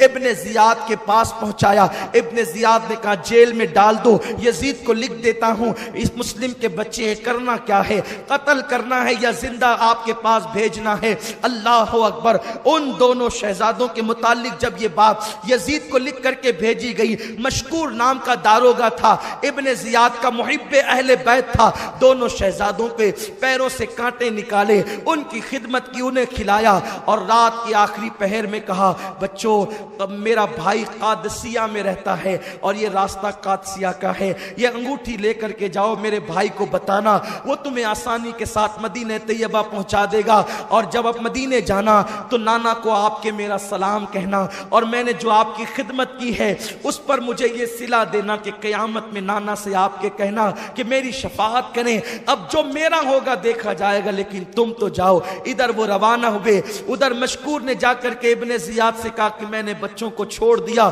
اس نے مشکور کو قتل کروا دیا، یہ ایک الگ عنوان ہے۔ اس کے بعد دونوں بچے چلے، رات بھر چلتے رہے، صبح کو وہیں آ کر کے پہنچے جہاں سے چلے تھے۔ دونوں بچے، صبح ہو رہی تھی، دریا کا کنارہ تھا، درخت پاس میں تھا، کل کا صدمہ دل پر تھا، کل کا خوف دل پر تھا، کوئی جگہ نہ ملتی تھی چھپنے کے لیے، درخت میں کھو بنی تھی، اسی میں دونوں شہزادے چھپ گئے۔ تھوڑی تھوڑی دیر پر سہم جاتے، ڈر جاتے، پریشان ہو جاتے۔ ایک کنیز دریا پہ پانی بھرنے کے لیے آئی تو اس نے کیا دیکھا؟ دو نورانی صورتیں نظر آتی ہے، پلٹ کر کے دیکھا تو بچے ڈر گئے، کل کا خوف تھا۔ اس نے کہا بچوں باہر آؤ، سانپ بچھوؤں کے بسیرے سے باہر نکلو، تمہاری جگہ وہ نہیں ہے۔ اس نے کہا کون ہو تم؟ بچوں نے ڈرے کہ آج بھی بتائیں گے تو پھنسیں گے، لیکن جن کے دل میں عشق رسول کا چراغ جلتا ہے وہ چہرے سے نبی کے خاندان کے لوگوں کو پہچان لیتے ہیں، ایمان کی ناک جن کی زندہ ہے انہیں خوشبو آتی ہے۔ انہوں نے کہا تم بتاؤ نہ بتاؤ، تمہارے چہرے کی چمک بتاتی ہے کہ تم نبی کے گھرانے کے ہو، تم آل نبی اولاد علی ہو، تم نبی کی اولاد ہو۔ تو اس وقت بچے لپٹ گئے، میں کہا میں تمہاری کنیز ہوں، میری مالکہ بھی تمہاری کنیز ہے، چلو بچوں میں لے کر کے چلتی ہوں۔ دونوں شہزادوں کو لے کر کے چلی اور اپنی مالکہ کو کہا پتہ ہے کون ہے؟ یہ مسلم ابن عقیل کے بیٹے ہیں۔ اس نے کہا میرے تو بھاگ جگے، بچوں کو نہلایا دلایا، کپڑے پہنائے، ہاتھوں سے کھانا کھلایا، کہا میں خوش نصیب ہوں، بی بی زہرا قیامت کے دن میری شفاعت کرے گی اور میں ان کی آل کی خدمت کر رہی ہوں۔ لیکن پھر یہی ہوا، بچوں کو رات کو کھلا پلا کر کے سلا دیا۔ اس کا شوہر حارث نام کا وہ بدبخت تاخیر سے گھر پہنچا تو پوچھا بیوی نے کیا ہوا؟ تو اس نے بتایا کہ مسلم کے بچے بھاگ گئے ہیں، میں انہیں ڈھونڈتا رہا، ڈھونڈتے ڈھونڈتے جنگل میں اتنا تڑپا کہ میرا گھوڑا بھی مر گیا، پیدل پیدل ڈھونڈتا رہا لیکن نہیں ملا۔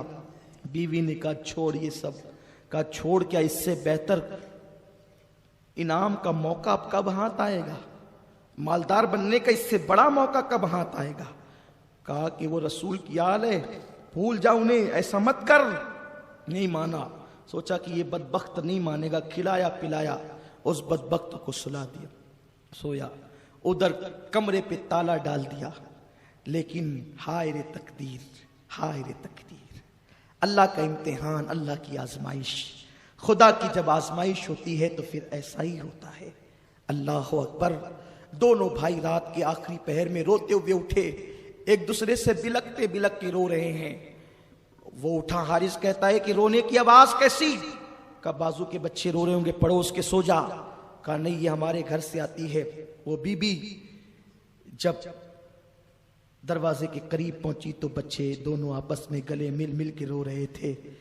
محمد ابراہیم سے کہتے تھے بھائی اب مرنے کے لیے تیار ہو جاؤ، شہید ہونے کے لیے تیاری کر لو، کیونکہ میں نے خواب دیکھا حوض کوثر پر دادی فاطمہ ہے، چچا امام حسن ہے، دادا مولا علی ہے، سید الانبیاء ہے، اور بابا مسلم ابن عقیل بھی ہے۔ نانا جان کہتے ہیں مسلم اکیلے اکیلے آ گئے، بچوں کو پریشان کہاں چھوڑ دیا؟ بھائی جب حضور نے یہ کہا، نانا نے یہ کہا، میرے بچے کہاں ہیں؟ مسلم میرے بچوں کو کہاں چھوڑ آئے ہو؟ غیب دا نبی نے جب یہ پوچھا، مسلم ابن عقیل کہتے ہیں حضور بس صبح کا سویرا نمودار ہوگا، وہ بھی عنقریب آنے والے ہیں حضور، وہ بھی آ کر کے مچلیں گے آپ کے دامن سے۔ بھائی میں نے خواب دیکھا اس لیے شہادت کے لیے تیار ہو جاؤ۔ چھوٹا بھائی کہتے ہیں بھیا میں نے بھی یہی دیکھا۔ رونے لگے ایک دوسرے کو پکڑ کے، ہائے میری امی، ہائے ماں کی ممتا، ہائے ماں کا پیار، مدینے کی راحتیں۔ بچے رو رہے تھے، وہ اٹھ کر کے آیا، دیکھا بچے رو رہے ہیں، پوچھا کون ہو تم؟ انہوں نے سوچا کہ یہ تو اہل بیت کے محبوں کا گھر ہے، کہہ دیا مسلم ابن عقیل کے بچے۔ اتنا سننا تھا، اچھا میں تو ڈھونڈتے ڈھونڈتے تھک رہا ہوں، میرا گھوڑا مر رہا ہے، اور تم لوگ میرے گھر میں آرام سے بیٹھے ہو، عیش کر رہے ہو۔ ان کے چہرے پہ تماچے لگائے۔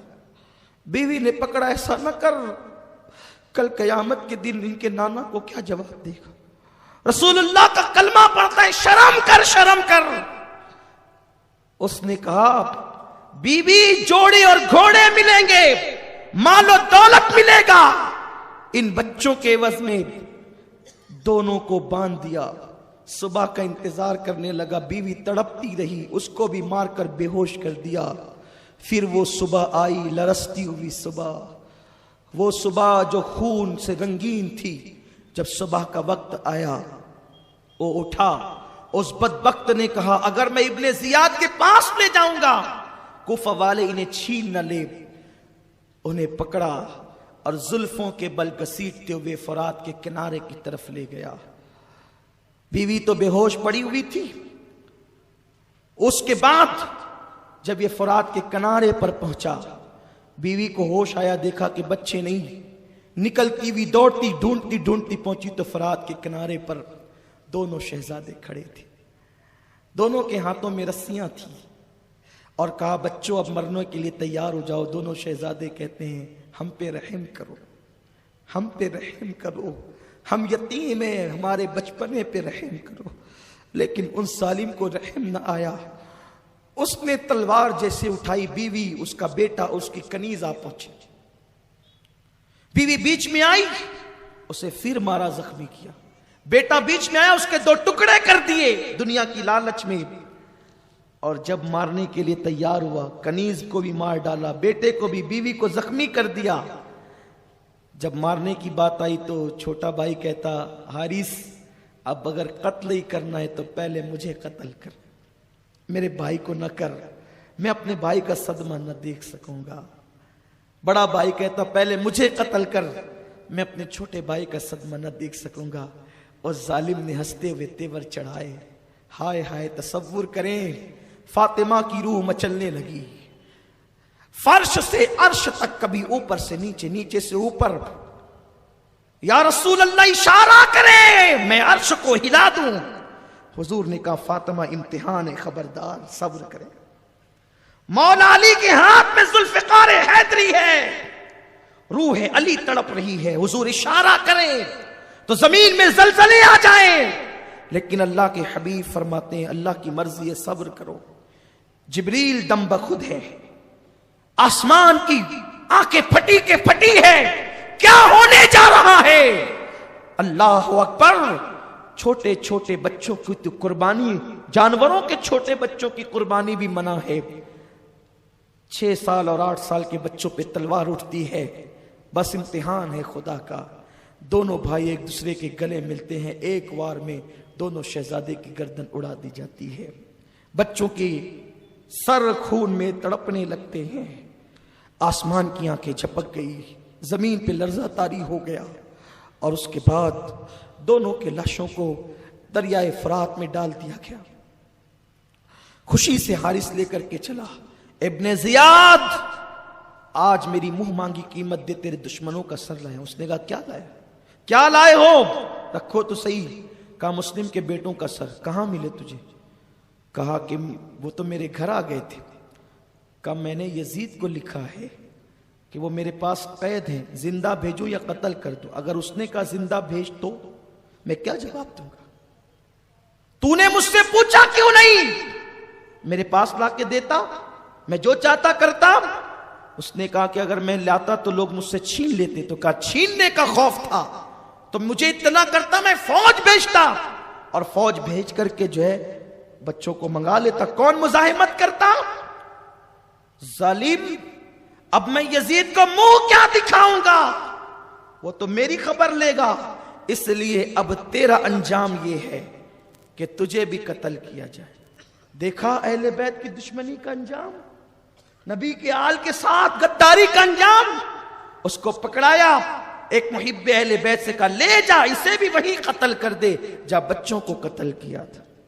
और उसके बाद जब ले करके वो वहां पहुंचा है तो वहां लाशें पड़ी हुई थी और शहजादों की लाशें तो दरियाए फुरात में डूब चुकी थी। लेकिन जैसे ही वो सर लाए गए, सुभान अल्लाह, जैसे ही वो सर लाए गए फुरात के किनारे और हारिस को कत्ल किया गया, तो वो सर जैसे ही फुरात के किनारे लाए गए, वो लाशों की करामत यूं जाहिर हुई कि वो लाशें फिर ऊपर को तैरने लगी। और जब ऊपर को तैरने लगी तो वो लाशें निकाली गई और फिर उनको जो है वो दफन किया गया। आज भी मोहम्मद और इब्राहिम की कब्र वहां मौजूद है। फकीर को शरफ हासिल है उस बारगाह की हुजूरी का। आज भी वहां पर ऐसा लगता है जैसे मोहम्मद और इब्राहिम अभी भी गले मिल करके कूफा वालों की शिकायत कर रहे हैं। अल्लाह ताला उनके मज़ारात पर रहमतों का नुज़ूल फरमाए और अल्लाह ताला उनकी बरकतों से माला माल फरमाए। वमा अलैना इल्लल बलाग।